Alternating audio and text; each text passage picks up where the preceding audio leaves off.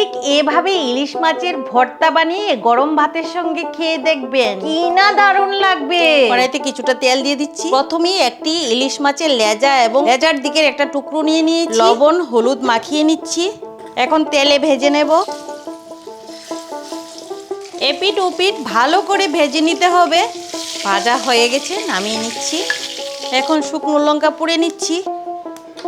এখন মাছগুলিকে কাটা ছাড়িয়ে নিচ্ছি। এইভাবে আমি সবগুলি কাটা বেছে নিয়েছি। এখন আমি শুকনো লঙ্কাগুলিও ভেঙে দিয়ে দিচ্ছি। সামান্য একটু লবণ দিয়ে দিচ্ছি দুটো বড় সাইজের কুচানো পেঁয়াজ দিয়ে দিচ্ছি, কাঁচা লঙ্কা। এখন ভালোভাবে কাঁচা লঙ্কাগুলিও মেখে নিচ্ছি আর দিয়ে দিচ্ছি ইলিশ ভাজার তেলটা। এখন সবগুলি উপকরণ একসঙ্গে মাখিয়ে নিচ্ছি। এইভাবে ভর্তার আকারে আমি বানিয়ে নিয়েছি।